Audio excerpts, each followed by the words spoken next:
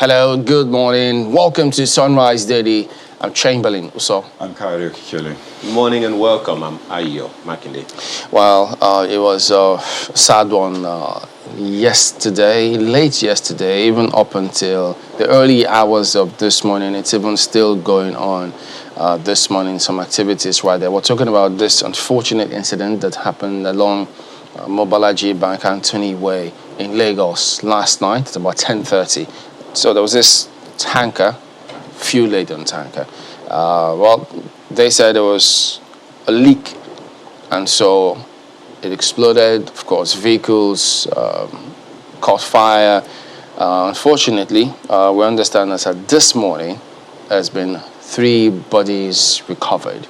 So we have officials of the Lagos State Emergency Management Agency right there at the moment. We also do have the National Emergency Management Agency, NEMA officials there this morning. They did confirm that 3 bodies have been recovered this morning. But last night, I mean, you could imagine, just going about your normal activities in normal traffic scenarios there, and you wouldn't know there's a leak that late, because it might have been very difficult to spot, especially if it was at an obscure part of the tanker. Then, of course, you know what you should do. So it just exploded, and then just close to Sheraton Hotel. And beside that, you had that OPIC, and so there's a restaurant there, there's a supermarket along that area. So they said the wind just blew the gust of fire into the premises of that OPIC, and so 25 vehicles were burnt. Several people sustained injuries. I think about 4 males and 3 females are thereabouts. So they'll be taken to the burn center for treatment. So it is not a good one.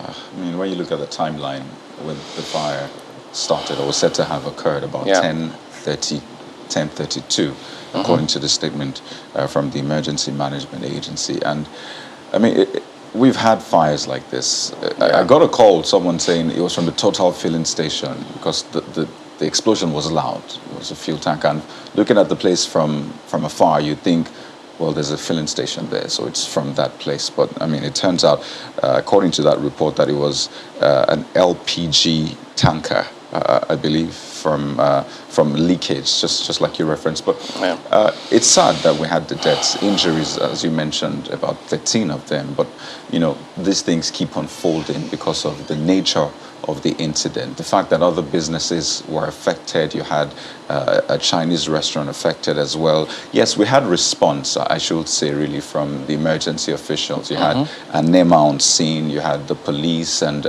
the fire unit, of course, which is mainly responsible for putting out the fire. In fact, 2 trucks, I believe, are said to have been detailed to that particular fire incident. But I'm looking at the cause of this fire. I know that investigations will still definitely happen on this one, but the preliminary cause, leakage, and I recall a lot of fire incidents we've seen on this stretch of, Lagos-Ibadan Expressway, especially that Kara end to the Long Bridge. You hear issues of leakage of the tanker, and questions of safety, the checks that are done on these, very important vehicles. I mean, they carry fuel. I can't count how many times I drive across the road and you see these heavy-duty trucks just drive past or just wait beside me right there in traffic, and imagine thoughts that run through your mind. I hope this vehicle has been checked appropriately. In fact, sometimes you're tempted to look at the vehicle itself just to do your own preliminary checks. But the point is, we need to step up these issues. I understand that these vehicles have to go through checks, but then clearly from the trends we have seen, more needs to be done. So what's touching for me here, guys, is lives are involved. 9 people died. According to the reports that we have, 13 persons were burnt. 9 of them males, 4 of them females. And as you said earlier, Chamberlain, they're going to be transferred to the burn center and all of that. But to go into some of the things that Kade also said, I think the challenge here is how much do we consider other people's lives when we do our own thing? That's, for me, that's the most touching thing here. So do we categorize this as a road accident or road incidents or whatever it is, or as opposed to what exactly, where do we put this, in what category do we place this? Because just yesterday, the Minister of Works and Housing was saying that road incidents, fatalities accounted for more deaths than malaria and COVID-19 put together in the month of January this year. And this is just one of those other things that do we now, and this, who knows how many of them are fires, how many of them involving trucks like this that didn't pass through appropriate security checks before they left wherever it is that they were supposed to have left. And for God's sake, we're talking about LPG, we're talking about gas here. And we know how serious and, touching, how difficult that can be. And for God's sake, it's only a given that once it is gas, wind will always perform its own function of taking things out. And so many commercial activities, as Chamberlain said earlier, have been affected here. So you leave your home in the morning, hoping to get back home, and then you never do. And the fire wasn't put out until about 12:30 or thereabouts. So, and from conversations we've had this morning, the incident is still there. It's just hope that I don't even know where to begin, guys. Well, yeah, we'll definitely just keep tabs on that, and it's not a good one. So we'll see. These are some of the images as you see right there. So the authorities there, that's at last night, just taking a look at what transpired, how we'll go over this occasionally in terms of the response beyond the emergency response now. In terms of the planning, what do you do? The physical planning, the houses, the areas, how compact it is.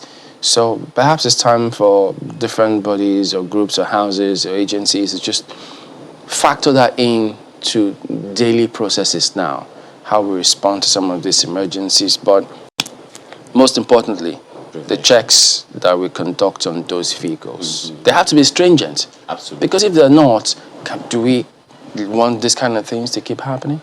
So you can imagine 25 vehicles in that OPIC premises alone. And who had, they were just parked there that, okay, by tomorrow, I'll just come pick my vehicle and do whatever it is that I needed to do. It's gone. But we'll stay on, hopefully, just get some more updates as we progress on this particular. I want to get you more details as we get them. All right, then, we'll turn to the dailies.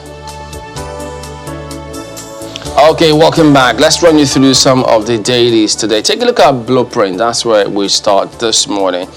And as Buhari orders crackdown on criminals, that's the theme. Bandits storm peaceful Kebbi, abduct FGC students, VP orders. Wow.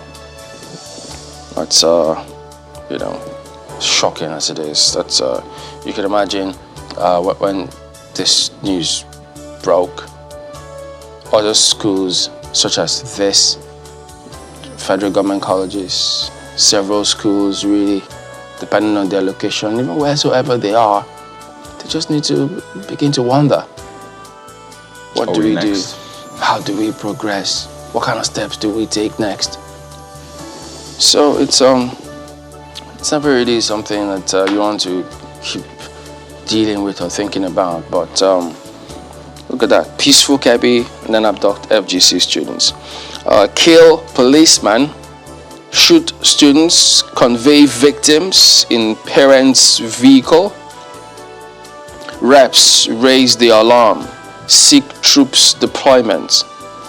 Yeah, so they thought it was not at least what to expect. Perhaps they might have taken certain measures to ensure that this kind of thing doesn't happen, but unfortunately, you see this. So, VP, students, lecturers, policemen, all in the mix, unfortunately.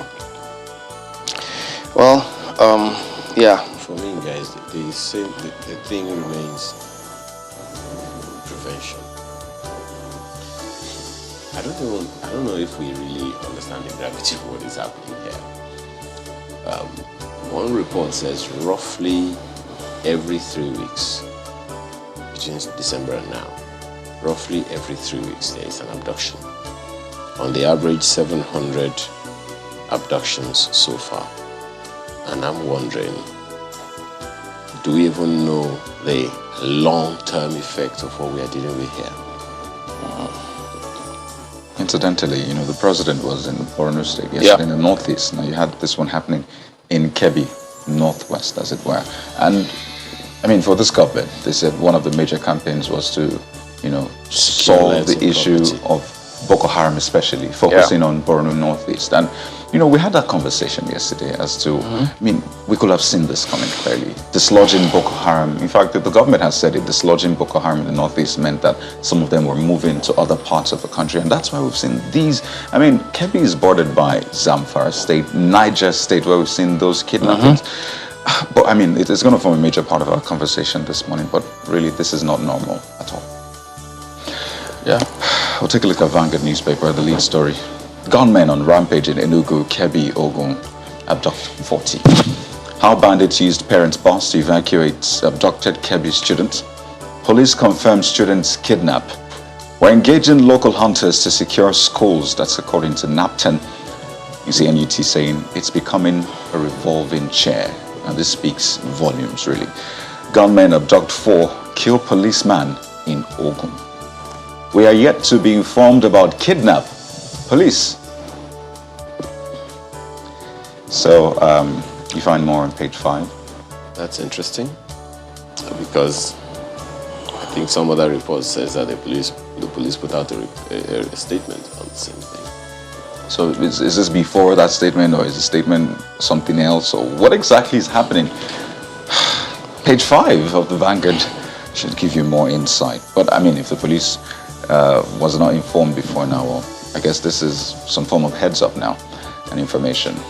You see, IMF picks holes in Nigeria's economic recovery reports. It's on page 19. And that one on page 45, drop press regulation bill, allow free press, media bodies tell reps.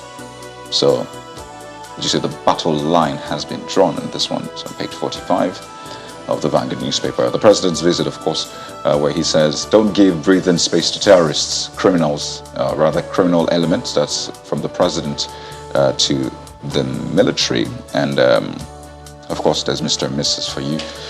There's sports news as well on the back page. You see the Tokyo Olympics trials. Wind breaks Okagbare's heart as Adegoke qualifies with 10 seconds. So, oh dear. Yeah. But, I mean, we're still backing all our athletes. Whether you qualify or not, we love you nonetheless. So that's Vanguard for you. Well, sad that life just seems to go on. Well, while that story, you referenced the fact that the president wasn't born yesterday, but that's what you have on the front page of the Daily Times newspaper today. Buhari in Borno tasks security agencies on terrorism, others. The picture on the front page, also indicates him meeting with wounded soldiers during his visit. But right above that same story, you have bandits from FGC Kebbi kill policemen, abduct students and teachers. So it's all northeast, northwest. That's what you have on the front page right there of the Daily Times newspaper. A few other stories that will pique your interest. Yeah, so let's take a look at the next daily here this morning. Take a look at Daily Trust. Press cancel bill. Presidency reps set to ground newspapers. Airing medium to pay 10 million naira. Journalists 250,000 naira. MPO asks legislators to discard bill. It's a government baby. House Committee Chair. Don't infringe on press freedom. IPC, MRA, others. So, all eyes will be on them to see what's going on. What's government baby? When you hear government baby, you wonder, okay, does that suggest it has to be treated the same way babies are treated? As in, like, throw away the baby and the bathwater kind of... Well, maybe for those who keep the baby. Oh, okay.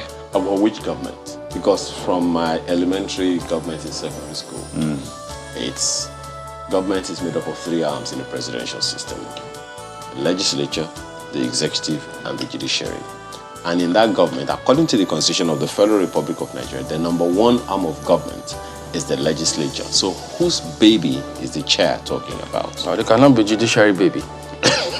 And don't forget, what they didn't teach you at elementary level is that democracy has different parts. There's broad democracy, there's hybrid democracy, which Nigeria is said to be practicing, and different shades of democracy. That's master's degree. The Exactly. one that I So, learned in that's secondary the school. elementary definition of a government, but when you come to reality, you see some definitions and you wonder, they never taught me this. So there you go. And besides, I think the hearing will continue today. We don't know how public it will be. I think they said they will talk about the Twitter bait today on the House. Who knows? I hope the legislature will consider what happened to press freedom between 1983 and 1997. I hope that will be in consideration.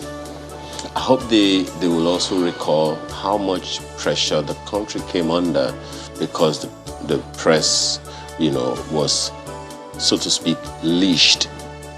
I hope that will come into play, and I hope, everyone will consider what is best for the nation, not just for government. Because ultimately, who is the employer of government? Well, I also hope that they'll use the same energy that they used at that time, because a lot of them were actually part of the agitations then. Yes, to ensure exactly. that freedom. So we hope that same energy will be used. Because 15 years from now, 20 years from now, the government officials today will not be the government officials at that time. I hope that will also come to play. Well, who knows? And then you see EFCC combs Abuja, Lagos, Port Harcourt estates for loots. There was this image of some fake EFCC officials circulating in one estate the other time when they said they got a fake court injunction. What audacity. And then they got there. Eventually, it was the security people that found them out. They thought, wait a minute, this document looks fake. And you know how it is. They pounced on the guys, arrested them. And then the video didn't show, I didn't see the latter part of what happened thereafter. But you could imagine, they came with a court order, fake court order. Then they came with a truck. And the person they went to his house was not even in the house. Oh, wow. So, but it was just the ego-eye, security official that thought, wait a minute, something seems to be amiss here. Haven't looked through the document.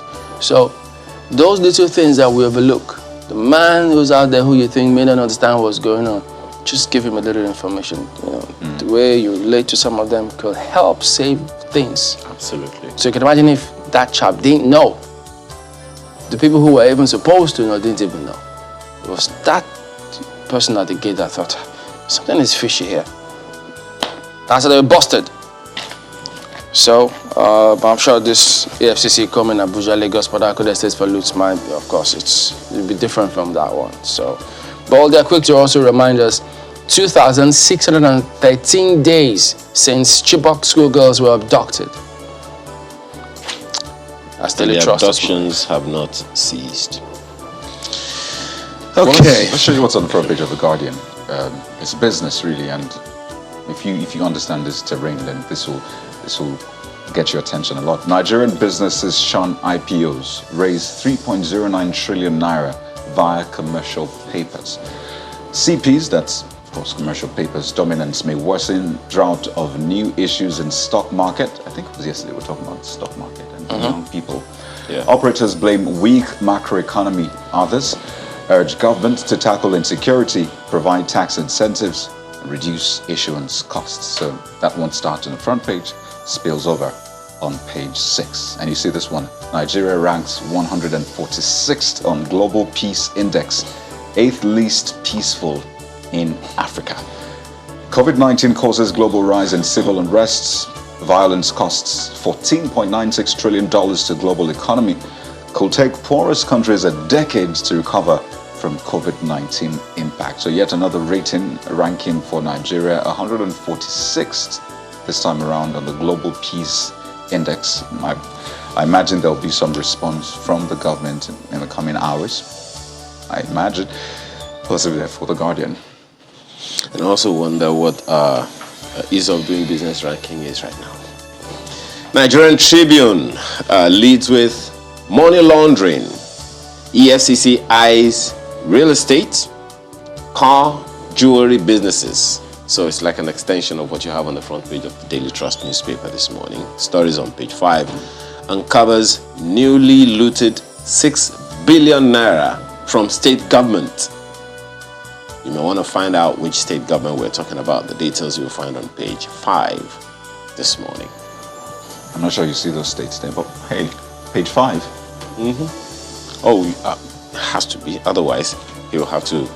The EFCC will have to go under clearance. Do you understand? Clarence? I mean, clarity to whatever it is on the front page. That's what you have right there. The lead, right above the nameplate. Electricity reforms. FG unveils plans to transfer equity to states.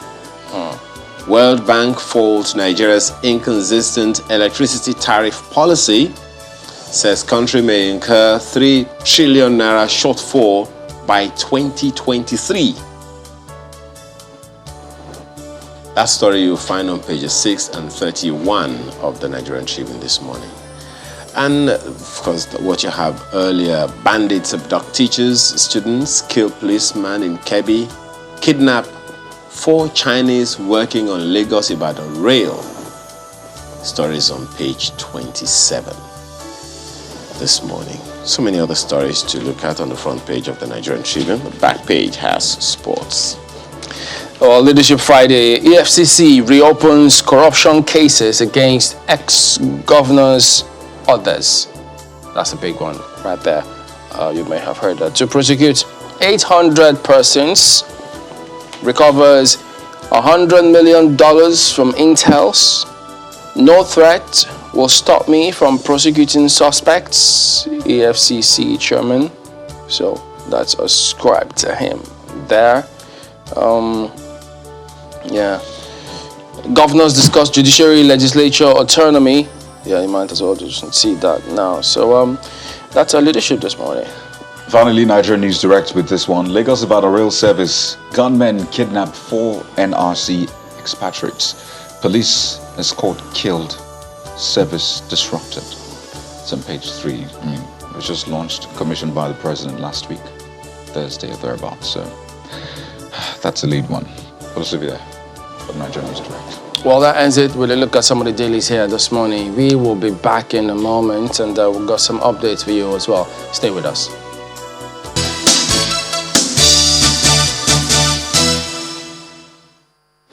Welcome back. Well, yeah, let's get across to Mr. Ibrahim Farinloye, who is of NEMA. He's a spokesperson of NEMA. He's right there at that spot where that unfortunate incident occurred along Mobolaji Bank, Anthony Way. Good morning, Mr. Farinloye. Thank you for joining us today on the program. Good morning, sir. So, what a sad one it is, but really, what can you tell us? What is the latest today? Well, the latest is that we just recovered 3 dead bodies this morning, which was beyond our expectations because yesterday we made head count. The management of the plaza was around. All the organizations using the plaza, all of them were around. We made head count. Only one small boy was claimed to be missing, and unfortunately we couldn't trace the boy yesterday night, and we tried to pick this morning because of the delicate nature of the building. So we said this morning that unfortunately when we got there this morning, we saw 3 adults. One, Mr. Balogun, who is the manager of the Chinese restaurant, he has been recovered. 2 other personnel of the restaurant, Chinese restaurant, are going to be recovered. Wow. Presently, so that's the present situation. And search and rescue, recovery effort will continue this morning now. Yeah, but were they inside the building, in the vehicles? Where did you find them? These ones are not possibly inside the building. They are trying to escape. They are in the restaurant side of the building. So something I said, Chinese restaurant is included. So I believe they were in the restaurant while the incident happened. They were trying to escape. Must have been a harrowing, shocking experience for them trying to escape. So that means the NEMA and other agencies are searching the premises to find out who else or what else might have occurred. Yes, yes. We also know that there is also that report put out about the number of people that sustained injuries. What's the latest about that? 13 people have sustained injury. Out of these 13, 4 women and 9 men. 4 of them have been taken to Bond Center, Bagada, for intensive care. Any idea how serious? Well, we can't say, but it's a gaseous material that escaped, and how it started, we don't know yet. Investigation will be done. We are still on an emergency case now. So, do you have any updates on the vehicle in question? Because you said it was a tanker laden with LPG and was leaking. No, it's a LPG. It's a LPG tanker, fully loaded. Wow. What about I'm sorry, I didn't get that. Sir? I missed. I didn't get what you said a moment ago. I said 25 vehicles are destroyed completely. Well, I mean, we're hoping to work together with you as well in any little way we can. Are you experiencing any challenge in this rescue operation? The police commissioner was personally here with us, and the police personnel were left behind to take care of the whole situation. So the whole situation is under control. So the fire has been put out and the area cordoned off and everything is sorted. How many buildings are affected? It's a plaza, not a building. It's a building with so many structures and shops, and it's a plaza, commercial plaza. So I wouldn't be able to count how many flats are involved or shops are involved. Any idea if the integrity of the building has been affected? That will be done by Lagos State Building Control Agency. Just one more thing, just to clarify, what are the casualty figures again? It's still 3 as at now. The search and recovery will continue. So is NEMA going to cordon off the area, all those other agencies, until perhaps when you're done? It has been cordoned off. It has been cordoned off since yesterday. Wow. The staff are just reporting to see what is left of their premises now.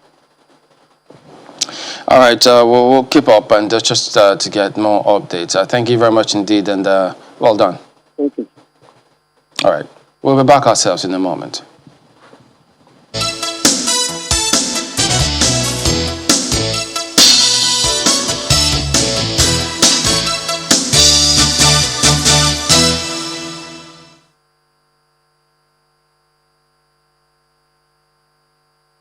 Today, that is 17 June 2021, at about 12:20 hours, we received an information that the bandits in their large number invaded Federal Government College, Birnin Yawuri, in Gaski local government area of Kebbi State. Already, we deployed our counter-terrorism unit to guard the school, and they engaged them into a gun duel. As a result, one of our policemen was shot dead, and one student sustained gun wounds. Well, actually, we are yet to get the actual number of the students kidnapped, but we have about 5 teachers, that is 4 male and 1 female, who were among the students kidnapped. Already, we have the unit of counter-terrorism policemen in the school, so the CP has swiftly mobilized additional police mobile men and kidnapping section of the State Criminal Investigation Department, counter-terrorism units, and vigilante. Right now, they are combing the forest in order to rescue the victims unhurt and arrest the perpetrators of such disturbing act.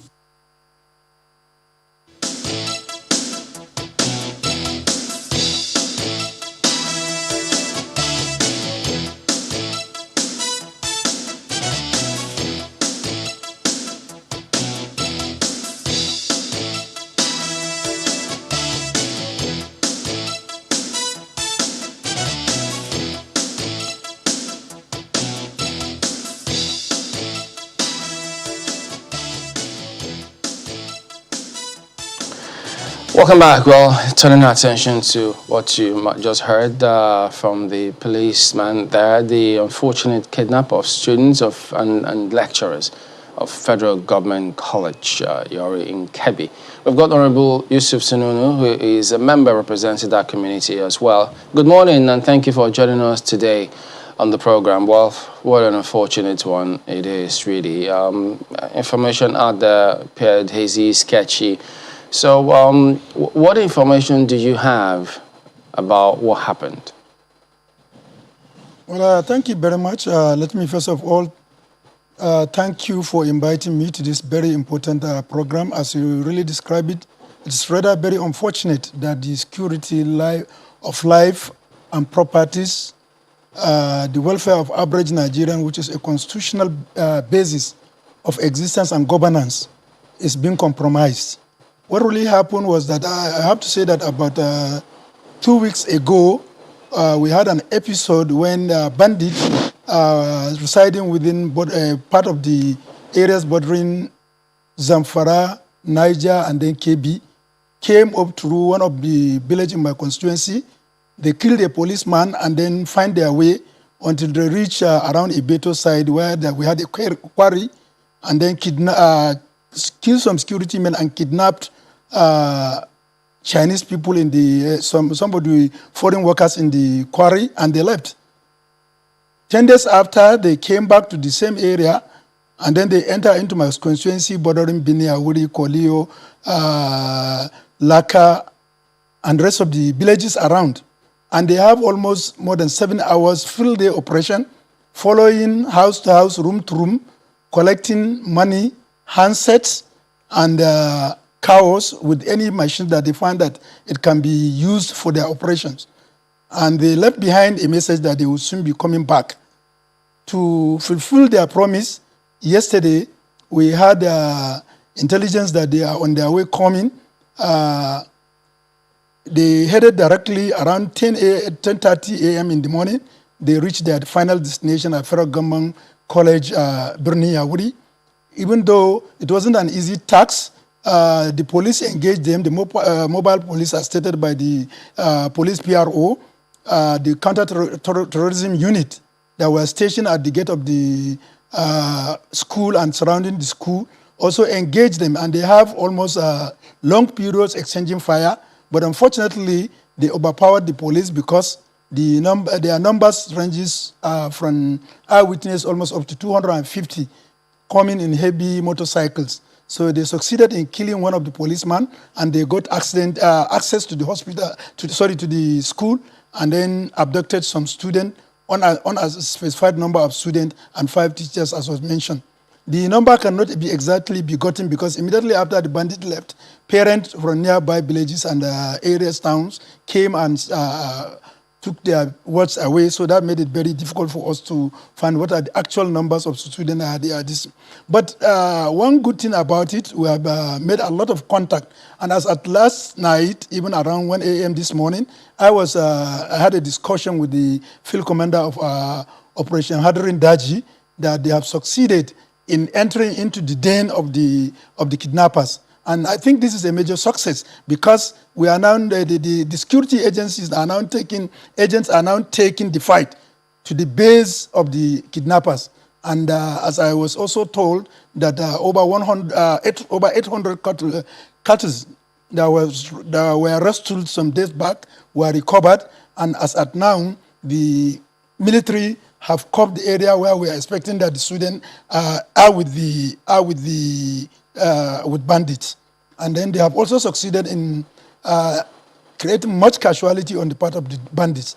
This is ascertained by the intelligence. We have received so many calls from different areas in Niger State. I've been liaising with the House of Rep member, Honorable Shehu Rijau, who is also representing Rijau Magama Federal Constituency, and he has confirmed the areas where we have, where the site of the bandits is now being under the military are there, and that the bandits have suffered so much casualty. And where we have the way things are going on, we do hope with this effort of the military, that camp will be completely done away with. We do hope also that effort will be done to rescue this student alive and then very healthy so that it can be reunited to the family. It's really a bad experience that we have so far passed through. And then what's part of it now, if you go to Yaouri, the emirate of the local government, we are now facing an influx of internally displaced persons with so many liking where to sleep, what to eat, where to even engage. We also, the worst part of it also, we all know that education is the basis of existence of human, but as we are now, virtually the schools are closed down for fear of further extension of abduction. And this will cause a lot of problems to the emirate and also to the Kebbi state as far as education is concerned. Then finally, we also know that we are at a time of rainy season where our people are supposed to engage in rainy season farming to prepare their own farms in preparation for the farming of this year. And you know the position of Kebbi State has been the food basket and leading champion of the food security of the federal government. This all is now being hampered, interfered with. We do hope that the situation will be brought to an end in the shortest possible time so that normalcy can be restored.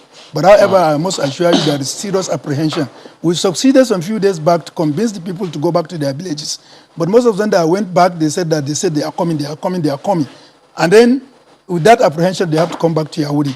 And now that they have really said they are coming and they came back, I know it's another tug of war for us to this thing, but I assure you, what is the major issue now in Yaouri has been a transit route for all those bandits.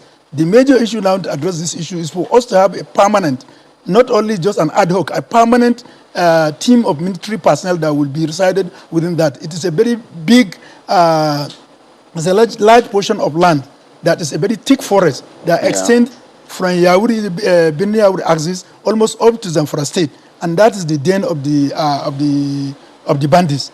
Luckily, the surveillance aircraft of the military has identified so many places, and they are fully engaged in them. And I'm happy. And everybody in those areas, as of yesterday, if you go to area like Dirindaji, Genu, and other areas, Rijau, people were celebrating because for over months now, we have not seen the cause to close our eyes and sleep very well. But now with this concerted effort, we are sure things will change. And we pray that the military, in their own effort, God will assist them, and also they will sustain the action that has been commended by the people in the area.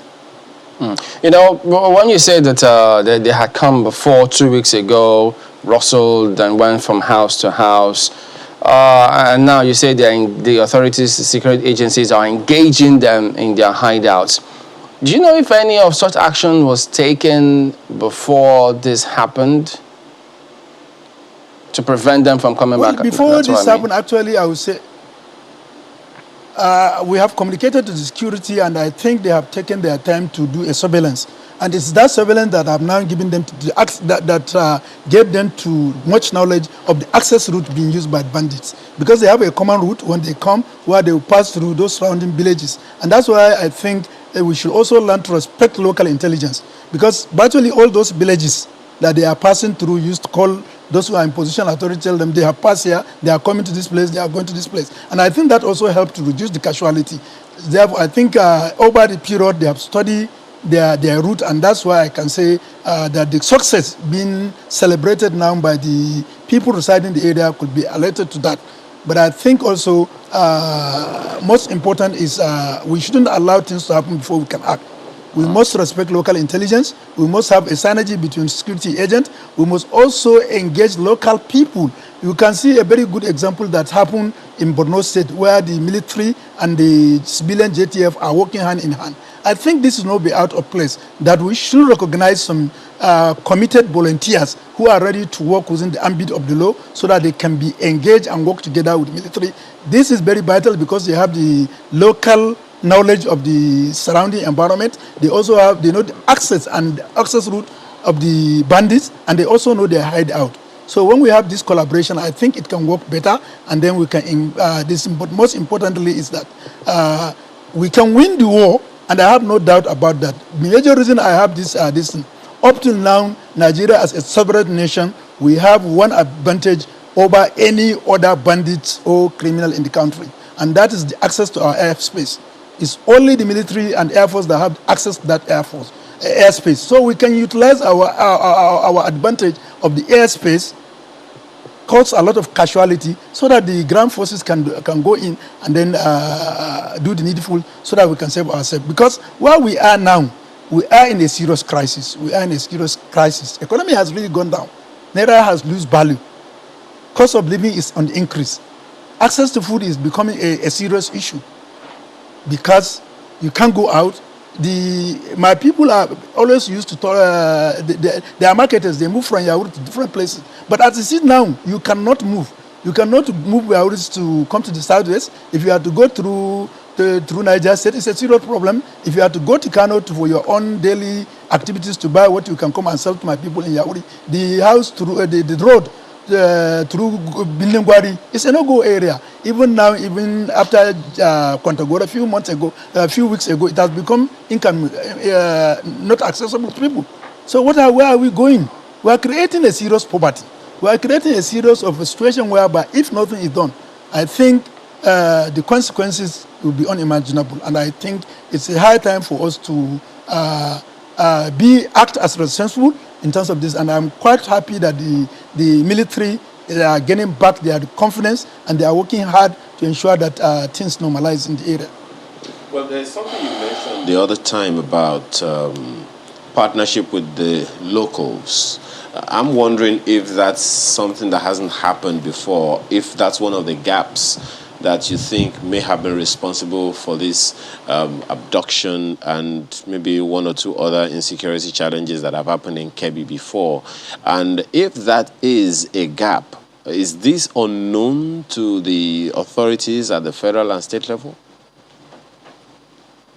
Well, I think I may say that are contributory. But you see, in all the saga, when we say that there are, as a medical doctor, we have what we call subtle signs. Those signs indicated that if anything is not done, something sinister may happen. And we have seen these subtle signs. They came, they passed, and they went to a quarry and abducted foreigners. They came for the second time, and they followed house to house and operated full day, and they said they are coming back. And then they came for the third time. So the subtle sign here is that we have to identify where are our target, where could be their target area, and what are the loose windows that we have.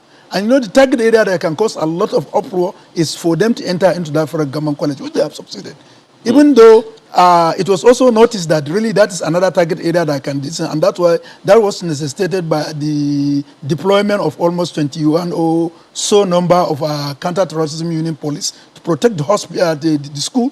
But unfortunately, we have to know these are people that move in large numbers. They are moving in large numbers.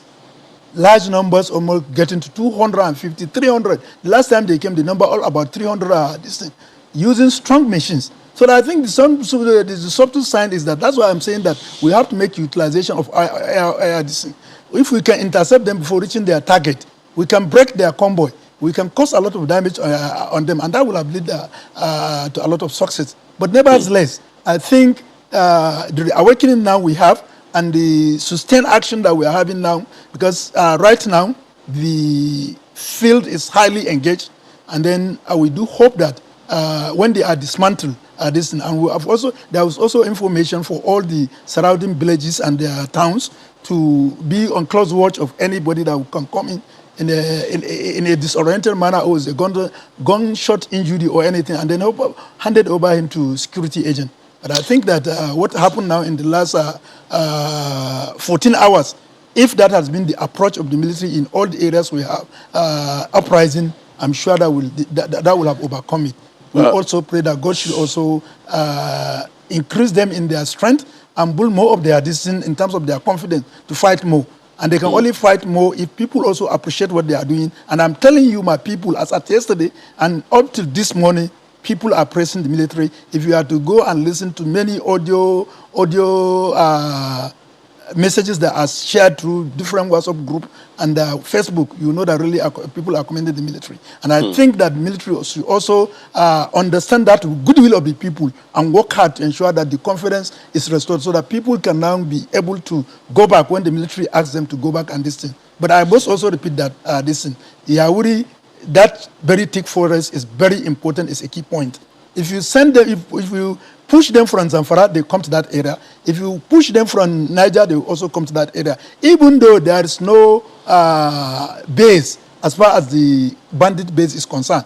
But that is a very loose area that we must take care of, because from there, if you come to, we don't know, are they targeting to enter into Yawuri? And you can imagine 300 men fully armed coming into a local government headquarters. Nothing can be done. So this is the time for us to weaken their strength, pursue them, and not only sustain that this in the areas that have so far been under the military, let it remain with military so that they cannot regroup and then form another base. All right, because when you say they come from Niger, they go to that particular area, and then the collaboration between the people and security agencies, because volunteering information will go a very long way, because if they come in that such number, 200, 300, and many people or some people will know a thing or two. But just give us a moment. We'll return and talk a little more on this matter. Don't go away.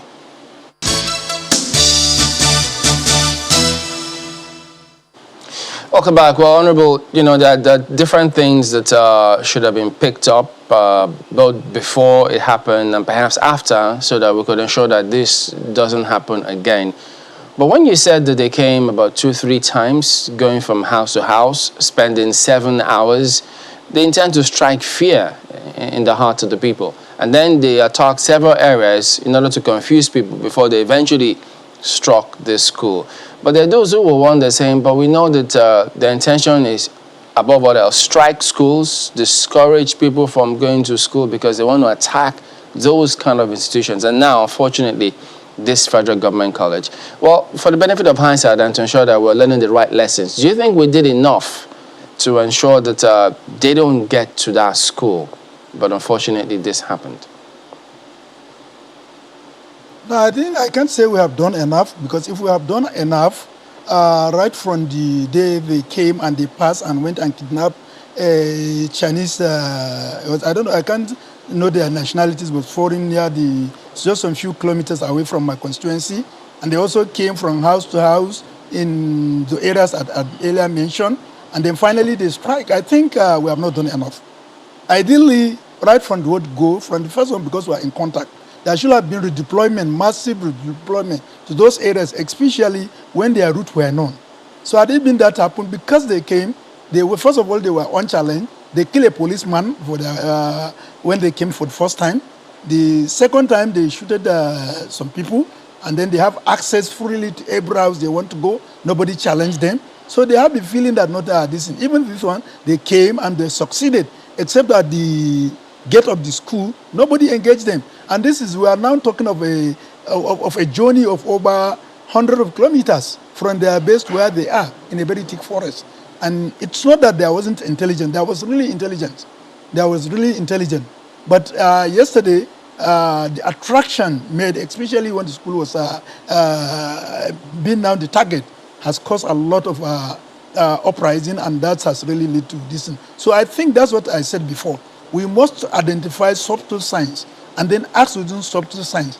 And most importantly, we shouldn't neglect local intelligence, because local intelligence are those people who are within the vicinity that the bandits are passing. So if they say they saw this, even though I agree over the days there were so many rumors that they are coming, but unfortunately it come to pass. But those rumors must be taken seriously. And then when it is passed, there should be a surveillance. If we have had a very good surveillance prior to now, tracing their footpath, we will have engaged them before they are even where they are. So I think saying that we have done enough to prevent this thing, it's not this thing. Only measures that was taken, and I said it, and I commend both the state government and the police for mobilizing to protect the school. But you see, that should have been extended by mobilizing this thing. But we have to also know that the power to mobilize military is not within the state government. So, but now that it has come to its peaks, we are, as I said, it was a celebration gala yesterday in the constituency. Up till this morning, people were happy that probably this is bringing us to the end of this serious calamity we find ourselves. Well, I imagine the mixed feelings, because clearly with this kidnap and the killing, a lot of people are not happy as well. But for the sake of clarity and more importantly emphasis, so how many people were kidnapped during that attack yesterday? You see, I told you it wouldn't be possible to really know what really this is, because when they came with their own private vehicle, apart from the ones that came with motorcycle. They also uses the Hilux of the police that were killed, that were stationed at the school. So they loaded those students in those Hilux, and then they started going with them. One of them that had sustained gun injury was thrown out of the car along their way. So somebody has a good Samaritan has pick her and then take her to hospital. But then along the line, their vehicle broke down. So some students escaped. As at today now, as at yesterday, as at today, we have about 17 students who have sustained injury while running in the bush barefooted, being treated at the General Hospital, Yauri. But specifically, even I've spoken with the school authority, they said they could not give the exact number of the student, but that of the staff is known. But for the staff, for the student, some parents picked their student away. Some rushed into the bush and then had access to the footway to Yauri, and all those now make it very difficult for us to ascertain the number of the students that are with them. But we do hope that with the pressure and their inability to move further will allow them to surrender and then release the remaining students that are with them in the shortest possible time. Well, we clearly hope so. But while you might not be able to put a figure on the latest kidnapping, but from December to this moment, at least 800 students have been kidnapped, spanning across 4 states. And I mean, it was only a matter of time, some will say, because we've seen kidnappings in Kaduna, Zamfara, Niger State, and now Kebbi State. After that massacre, some have called it, early in the month in Kebbi State, as well across some villages in Danko Wasagu local government area. So clearly, this is something that has happened time and again. But if you could just refresh our memories, really, or help us understand, why is there the persistent problem of banditry in the northwestern region of the country, especially in the states I've mentioned? Why? Well, I think the major reason is that the fight is becoming an isolated fight. And when you have an isolated fight, then you create a problem. If you fight them today in Kebbi State, the next thing they move to Zamfara. If you are approaching them at Zamfara, they move to Katsina. From Katsina, they now move to Kaduna. And from Kaduna, they move back to Niger. So, and thereby bringing much of what we call burnout syndrome, even on the military, if I may use that medical word. But you see, if we can have a concerted approach, whereby those states in the north west can come together through the leadership of their respective state, approach the federal government, let us deploy a very strong force that will encircle those areas and engage them in their own base. That will help the situation. But if we continue with this isolated attack, they will always, it's going to be very hard for you to finish a camp 100%. And they will go back and recruit a group and recruit more so that they can create another camp. So I think it's the approach and this, and I think for us in the Northwest, it's high time for our state governors to realize that in fighting banditry as we are now, we need money. Not too much can be spent to bring this to an end. Because what we are here is to how we can improve infrastructure, how we can have access to health, how we can improve our agricultural design. All this cannot be achieved when you don't have security. The world healthy nation is a wealthy nation. The health must be accompanied by security. Why you don't have security of your life and properties? Creating a hall, creating an avenue where people can come and recreate themselves and then refresh themselves doesn't matter. Because as a now, we might have provided a better school in one of the villages. But now this insecurity has displaced the people. The school is there empty and may even be used by the bandit to take a cover. So it means that we must realize the first and famous priority for us in the Northwest now is to provide security of life and properties. And then we follow it with welfare packages and then assure people so that they can have hope that normal business can be restored. Okay. And otherwise, I think it's a distance. So, let me rephrase that question. Who are these bandits? Are they unknown? What are they agitating for? Really, that's what I'm trying to find out here. Who are they? You see, these bandits are a group of criminals. A group of criminals. You cannot say one person is involved or this thing. And then if we have tried to the predominantly what you can see, you cannot say this is a particular tribe. But majority of those who have interacted with and we have discussed with them will tell you that they came there and speaking Fulani language. So one cannot say really they are only Fulanis because in a criminal, it's a gang of team. Because they may be the one that are the full soldiers, but all of their informants that are within the society, who communicate to them, who tell them where they are. If I've had an audio that was being aired about yesterday and also of a professor in Abu Zaria, the kidnapper was telling him that the person that is informing him is right now close to him, and they have told him his route from Abuja to Zaria and all that happened. So you understand, while the full soldiers may be a particular tribe, but the major is who are the source of information and who are also sharing in the dividends of that. And that is, I think, is left to intelligence and the security agent to find who are really benefiting from this. And then we must also be able for us to call as a nation. We must call a spade a spade. Whoever is your position, whatever is your position, irrespective of your political affiliation, tribal or religion, you must be seen as criminal and be treated as such. And if we do that, definitely we can have the cost too. But I don't want also take it as a problem of only one area.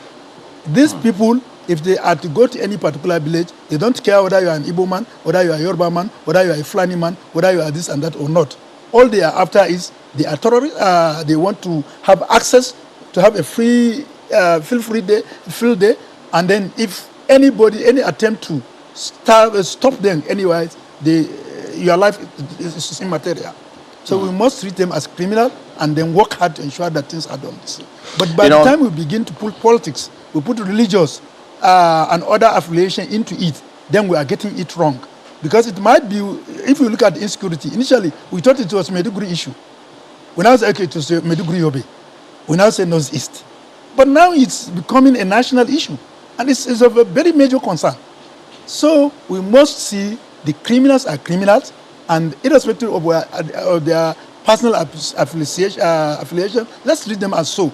And we must also not profile any language or any tribe or any religion. Because if we do that, we are also getting them wrong. Because those people that were saying, they are also not spared. They are also not spared. If you go to Yauri now, you see so many local Fulanis in Yauri town who are displaced. They are internally displaced people. They are also looking for this. They are also not safe. So you understand? So therefore, it's a group of people. And among them, you see Hausas, you see many other tribes. Because it's now becoming as an entity of business that is so far flourishing in terms of kidnapping. So we must cut off that chain of reaction and then stop it, and then let's see how this country can progress. Without peace, the stability of this country is questioned, the unity of it is questioned, the economy will be grounded, everything will go back to this. And so I think it's high time now that we should call a spade and act within the ambit below. Well, you suggest that politicians will need to work together to ensure that these kind of things don't keep happening, because at the end of the day, it affects everyone else. But policing is equally a huge component here, because if the bandits came to the state and then did what they did several times, the military had to come in. Does that suggest that, because I mean, there are questions as to the capacity of the police, which has been raised several times. What do you think can be done in that regard? You see, there are a lot of things that can be done in that regard. You see, that's why the constitutions put security and welfare of individuals as a basic fundamental right. And we have to get it right. Take, for example, a police that was engaged in a banditry or any other crime and he sustained a gun injury. He ended up being incapacitated. Nobody takes care of him. If you go back to his house, nobody, if you die along the line, within within 2-3 months, his family will be evacuated from the barracks, and then they will go back to home. Nobody will take care of them. And then those who are surviving and partaking in this effort to restore security are seeing the condition of those who died in active services and how they were treated. their ability to do the needful and pay the sacrifice, even with their life, in protecting this nation will be affected. So we must restore confidence on the security agents. We must restore that confidence on their family. We must restore that if the family will have the feeling that they can pray for them to go and survive. But even if they die along the line, the family will not be in fear that they will be worst, they will see the worst situation of their life. So we must take care of that security properties. And we must also agree that there is need for a cooperation between local and the security agent. The security agent must be able to protect the locals who would volunteer information to them. If today you are to give an information and you'll be confronted with a phone call that you have volunteers also, next time you will never do that. So we must have the element of confidentiality, information sharing between locals and this thing. We must also be able to call them together and work together. If we work together, we'll strengthen the force of police. And then it is also higher time for the nation to resolve the issue of crisis that is ongoing between the Office of Inspector General and the Police Service Commission, so that whoever has the right to recruit, let it be so and do it immediately. And we need them to be recruited. This youth that we have, if you are to come to my village, I can provide you with over 500 youths. In my area constituency, I can provide over 4,000 or 5,000 youth who are ready to join the Nigerian police force. Why can't we join them? Why can't we join them? Let's also train them. If the bandits are using number, let us also increase our number. Let us increase our number. We can recruit. As I said, there is no much that can be listened. Put whatever you want to put. If the people have the right to come out freely and move, those structures will be dilapidated without being put to use. So I think it's time that we have to make a routine, go back to the drawing board, and then prioritize security. I can recall even when we are discussing this issue in the House of Rep chamber, I made it clear that we must declare state of emergency. We must declare a state of emergency. By implication, if we have state of emergency in security, the security can profile you, they have the right to question you, they have the right to access your where they think that there is a suspected items there, so that they can take a proactive measures. And they can now respect subtle messages, subtle security signs, subtle whatever you can call it, so that they can act and prevent the mayhem from happening. But after the mayhem happen, we now come in, it doesn't speak well of any nation, and I don't think that should be acceptable.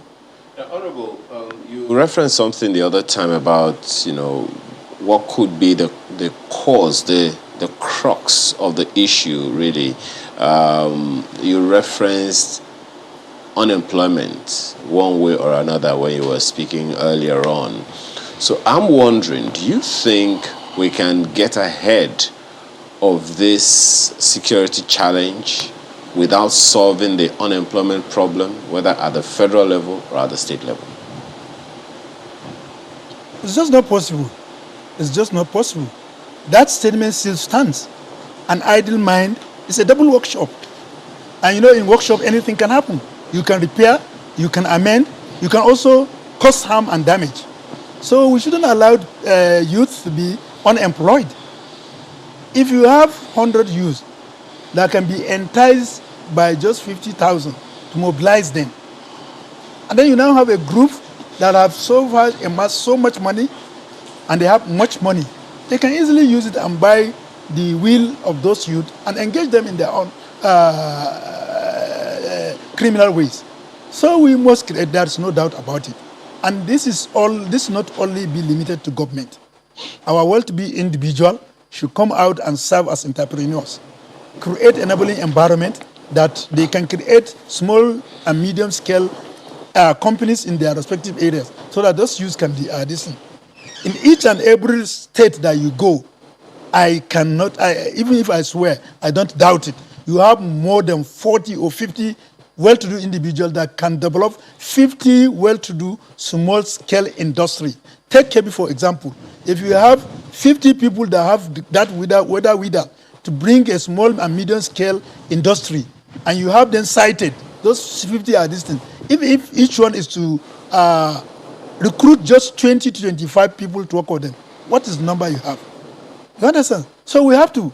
The government should provide an enabling environment, and then our people should also have the thinking of investing so that we can engage our decision. have the money, have what you have. If the youths are not engaged, you are the ultimate target.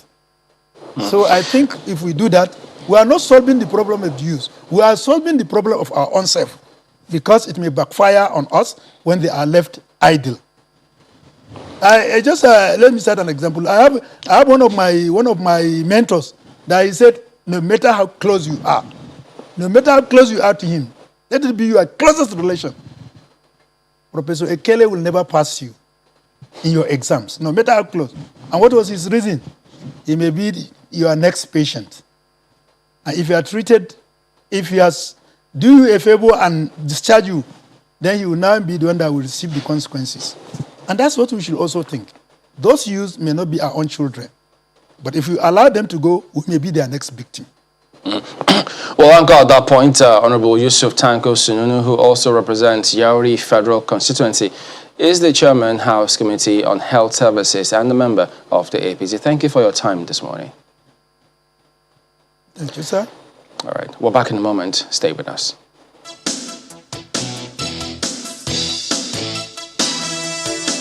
Well, so many things are always asking for attention here, but one that you have seen a quote earlier, you may have seen that quote earlier ascribed to Senator Bashir, who we are speaking right now. He joins us to give us a little more understanding of what all of these conversation about grazing routes or not, so many other things to discuss with him this morning. Senator Ajibola Bashiru is Chairman, Senate Committee on Media and Public Affairs. Thanks for joining us this morning, Senator.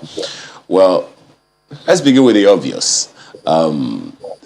Looking back at the laws, the judgments, constitution, and all of that, that conversation about grazing reserves, grazing routes, just doesn't seem ready to abate. Where exactly do we stand?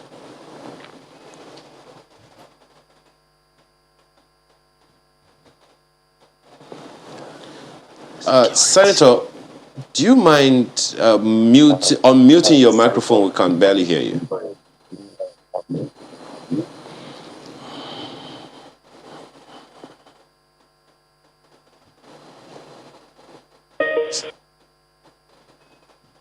Senator, we can't hear you. If you can unmute your microphone so we can take the conversation further.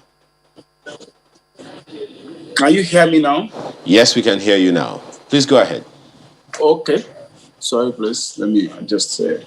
Yes, what I was saying was that it's not a case of any debate actually going on. What I did as a senator and in my capacity as a citizen of Nigeria, knowledgeable in the area, was to point out the fact that apparently our president had been misadvised by his legal advisor, particularly the Honorable Attorney General, as to the statement made by Mr. President in the interview on Arise Television to the fact that he had instructed the Attorney General to come up with the gazette of the law of grazing routes.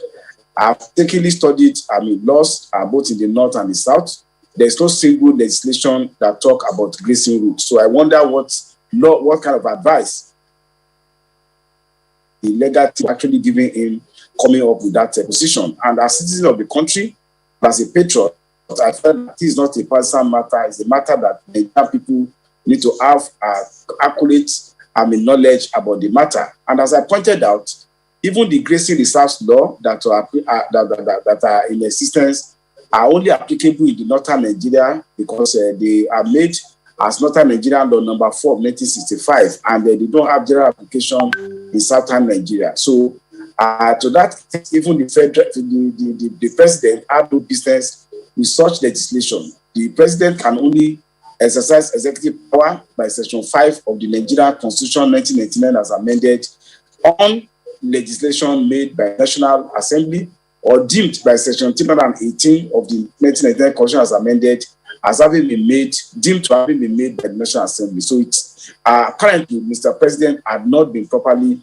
advised, and it is proper to put this in correct path done so that the unnecessary to the proper place it is, and that we should start taking of proper mode of modern animal husbandry which is in the nature of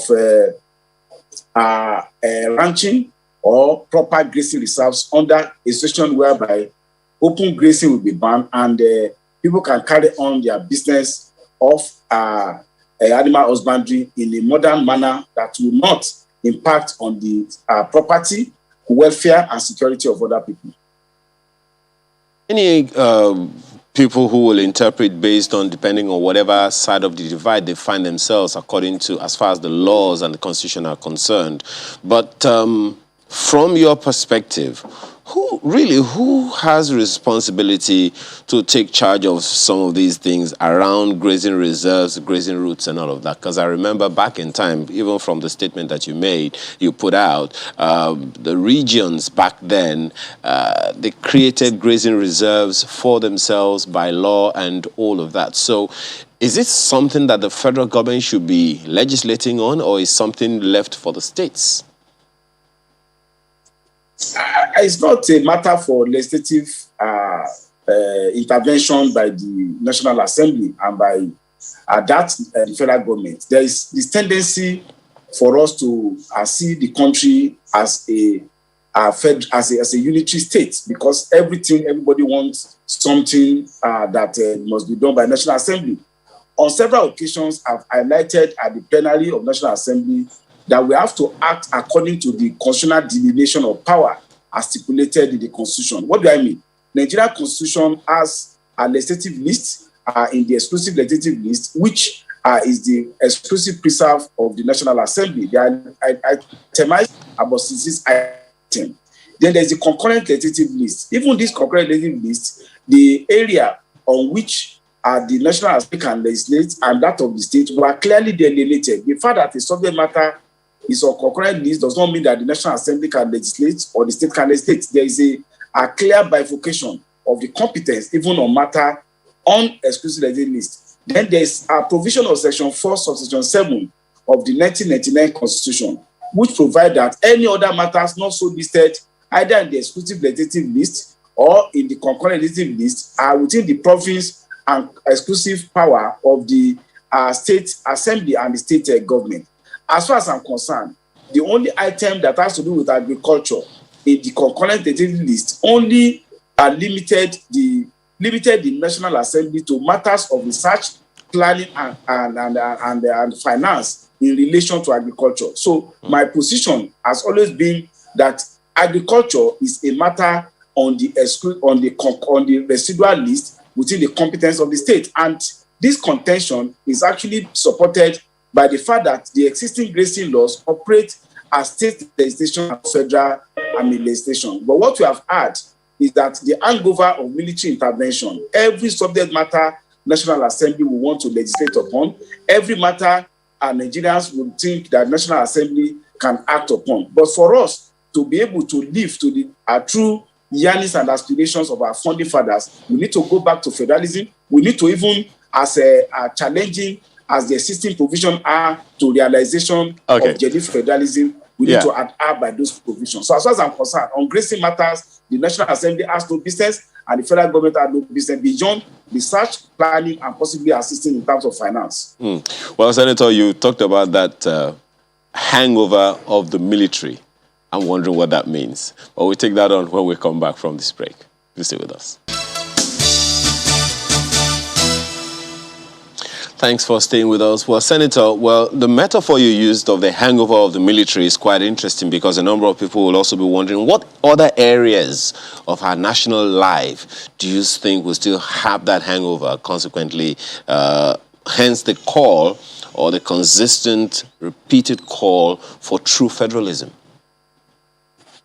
The greatest manifestation of the hangover of military is the drift towards unitarism. And this is not only in terms of the constitutional provision, but also in regard to even the way our executive at the federal level relates with the executive at the state level. They still continue to act as if the federating units are mere appendages of the central government. The whole essence of federalism is to have two levels of government, both interdependent, and one not seen as superior to the other.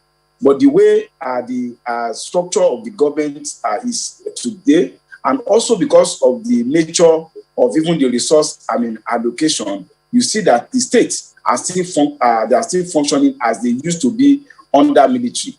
Military is a structure that is hierarchical, so their intervention in government has brought that hierarchical thinking into governance, which is clearly antithetical to the concept and practice of federalism, both conceptually and the way it ought to be. So there is really a need for us. And another aspect of even this military hangover is even the perception of the utility or otherwise of the National Assembly. You will realize that because there was no legislative arm during military rule from 1966 up to 1979, and after the 1983 December 31 coup until 1999, in the real sense of it, there's this only thought about whether a government can actually run without a National Assembly, whereas the basis of democratic governance is the representation at the National Assembly by which laws are made for good government of the country. And in fact, the way sections 4 and 5 of the 1999 Constitution interrelated will mean that the executive power is actually to be circumscribed within the legislative competence and law made by the National Assembly or otherwise are expressly stated in the Constitution. So really, there ought not to be executive powers outside the context of implementation of legislation made by the National Assembly. So these are part of the challenges that our democratic governance is facing. And of course, with sustaining the democracy beyond the level we are today, we'll be able to possibly get over those hangover. And that's why every item, everybody wants National Assembly to make legislation.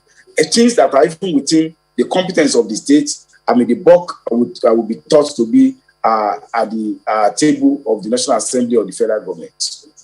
Do you see a very strong role for the National Assembly here to ensure that this return to federalism goes beyond paper? And do you think National Assembly will actually stand up and be counted this time? I think I can speak for myself and speak for some other like minds. But just like the country is heterogeneous, the same thing also National Assembly have people with different ideas and different perspectives. But just as I said at the plenary where we had submissions on assessment of the 2-year of the 9th Assembly, I indicated and I still believe that Nigerians are expecting the present constitutional review exercise are being carried on by the National Assembly not just to be a cosmetic affair, and Nigerians are looking towards us as representatives of the people to address problem of structure of governance, to address the issue of devolution of power, to address the issue of fiscal federalism, and have a government that is able to deliver on welfare and security of the people within the context of relevant provisions being amended to ensure an effective government that's able to address yearnings and aspirations having been expressed by Nigerians participating at the public hearings at the zonal level and at the national public hearing.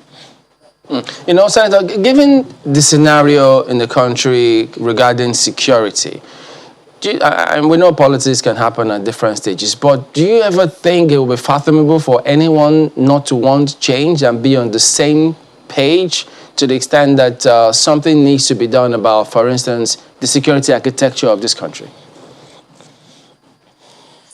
In fact, without doing something fundamental, something very radical, something extraordinary on our security architecture, the many gains, the many advances, the many benefits that has accrued from the effort of our president in the area of infrastructure and the area of business and energizing the economy will be overshadowed by the challenge in the security architecture. For instance, at the level of Constitutional Review Committee, I sponsored a bill on state police. I think my colleague, even in another party, Senator Kebbi, has also similarly sponsored a bill on state police. The argument that has always been about state police is that there's propensity for it to be abused by governors. But the truth is that we have tried this federal unitary police, and it has shown that it has become abysmally inadequate. Then let us try the other one too. All over the world, there's always propensity for abuse of power by anybody that has coercive authority. But the safeguard against such abusive use of power has always been to strengthen judiciary and uphold the rule of law. I think with this in mind, we could be able to look into that. But beyond that, the Ninth Assembly also set up an ad hoc committee headed by Senate leader Dr. Yahya Abdullahi, and came up with far-reaching resolution that even the existing police structure should be decentralized along zonal line, operationally and budgetarily, so that they will not become unwieldy. A situation whereby one man sits atop of the hierarchy of police formations of about 5,650 throughout the length and breadth of Nigeria, with a population of 180 to 200 million, of course, shows inadequacies of the existing security architecture. We still are engaging in discussions at the National Assembly and, of course, with the executive on the need for us to do something radical, something that touch on decentralization and making professionalization and proper equipment of the Nigerian security structure to be effective. And I believe that the focus of the supplementary budget being brought by the executive to the National Assembly mainly address the problem of security, strengthening the security and civil defense, and also making a necessary appropriation for training, appropriation for equipment for the Nigerian military. I think with this and proper supervision, we'll be able to address it. But fundamentally, we cannot continue to talk about insecurity and then leave the existing structure that obviously, and I say with all sense of responsibility, have failed us as Nigerian people. Shed some light on the workings of the National Assembly on this matter, if you will. Is it that those who belong to perhaps your school of thought, who think something should be done about policing, are not convincing the naysayers such that they don't see reason why something should be done? And why is it that they can't list the concerns they have and then it be debated decently on the floor? Actually, the process of lawmaking is stages. Like, for instance, the bill on the state police has passed the second reading, by which it has gone to the Constitutional Review Committee, which is the committee that will look into it. But I also know that some of my colleagues in the North have actually had discussion with me. I wouldn't want to mention name, but they are also equally concerned about the need to decentralize Nigerian security architecture, but coming from the experience of the local native police authority in the North, which I understood was very nasty. They were still like shy of the issue of state police. So the idea has been that we could come up with a middle way approach of decentralizing the existing police structure along zonal lines with operational and budgetary autonomy. And in this regard, I've introduced a bill along the line of this suggestion to just, by way of belts and braces. And the bill will enter second reading, hopefully before we go on recess for summer. And I believe that with the advocacy and the concern of practically everybody in the National Assembly, I must say that if there has been what has preoccupied us in terms of resolutions and motions in the past 2 years, it has been the area of security, the area of economy, and the area of health. The security area being topmost as to our concern. So I believe that the lethargy, Idado on this matter is getting definitely winning off. Now the question would be, how far is the National Assembly willing to go to achieve this? I mean, you talked about strengthening other arms of government such that one is not too powerful. But what we have already gives the National Assembly some powers. So if this bill is passed eventually, it still needs to be signed off by the president, as it were. Is the National Assembly willing to, for example, veto the president in the case where the president doesn't assent that bill, just to ensure that this is achieved? I think it is. As a politician, I think you will. I would rather keep my gunpowder on such issues that we can resolve by consensus and by interface with the executive. I think Mr. President is equally concerned about addressing the issue of security, and with proper advice and proper interface with the executive, I think there will not be problem in having a mutually agreeable legislation that will address the problem of insecurity.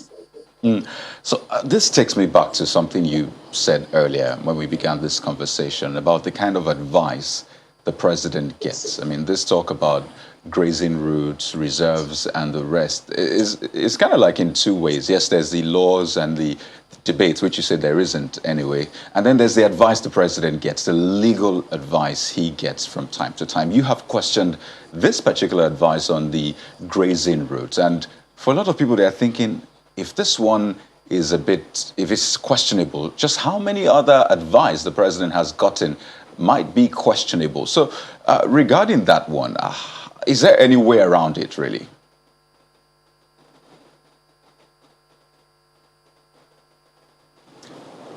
Senator Bashir, can you hear me?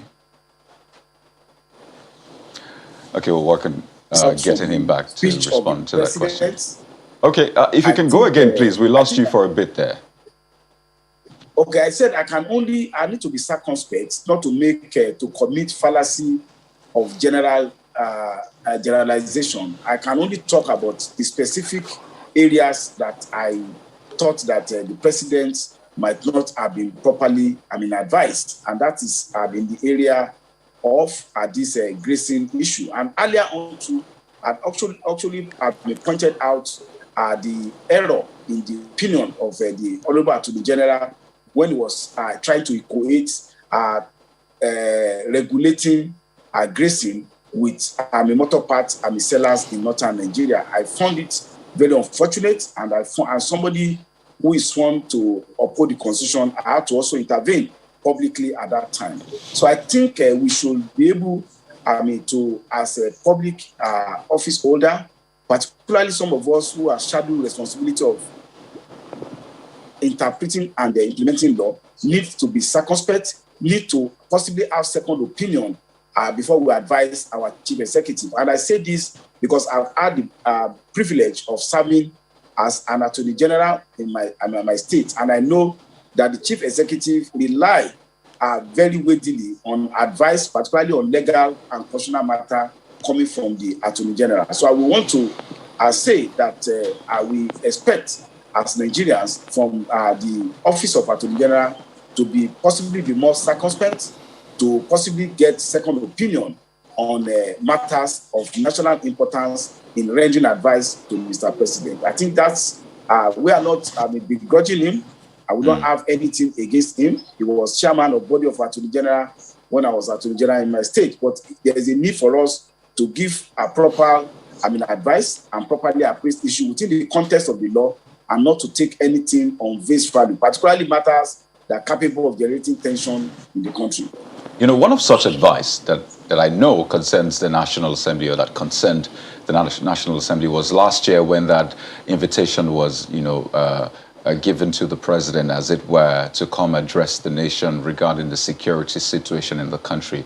And you know the back and forth that happened, the speaker saying, well, the president had agreed to, speak to Nigerians. By extension, he was speaking to the National Assembly, but of course to Nigerians. So do you think that advice, for example, the president didn't eventually honor that invitation, as it were, would you have called that sound advice? On that matter, you must be able to know that we have a two-chamber parliament, the House of Representatives and the Senate.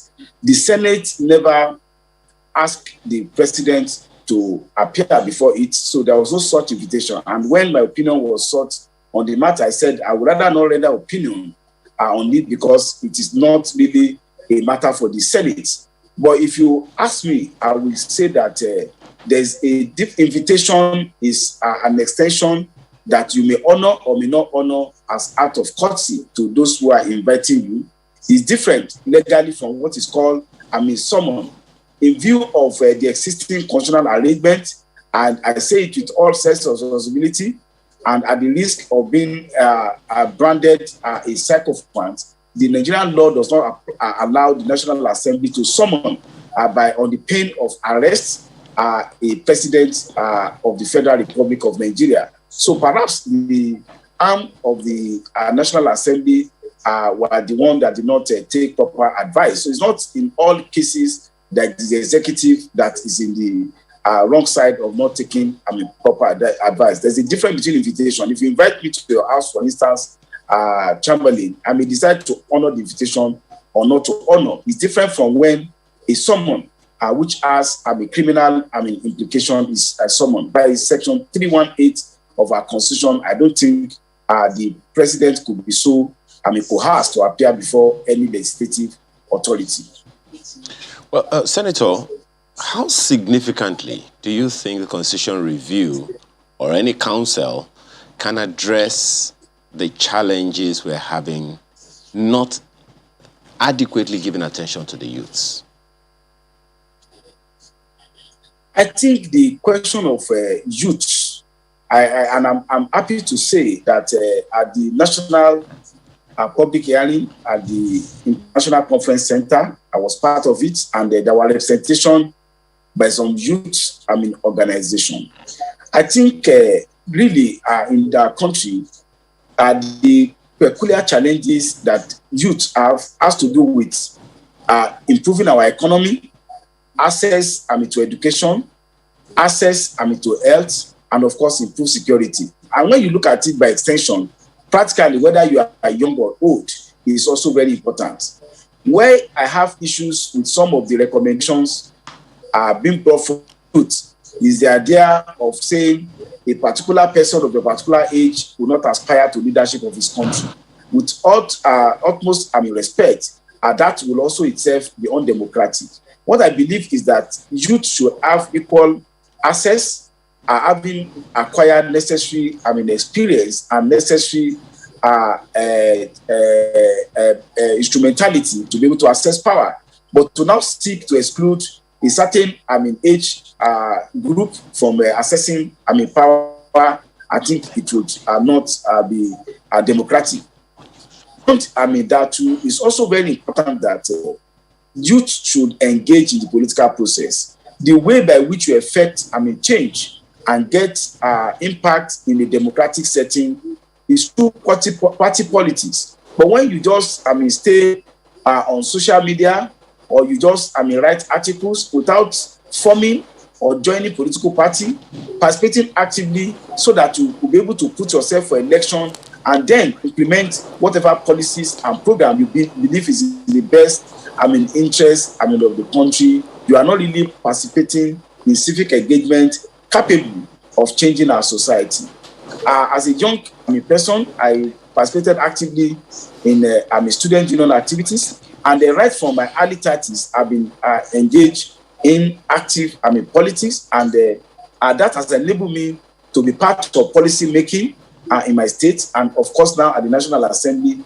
And with what I believe to be fundamental, I'm able to express it within the context of that democratic experience. So rather than allow ourselves to go to the extreme as young people to seek to even be destroying the social fabric of the society that ultimately we are going to be inheritors, we ought to challenge within the context of democratic aspirations. No doubt it's challenging to play politics anywhere in the world. I will not say in the third world, more daunting in the third world, but then for everybody that aspire to make and effect change in the society, it must aspire to be part of political process, and through that process seeking to effect change, which may be incremental at some point and may be substantive depending on the balance of pendulum of power.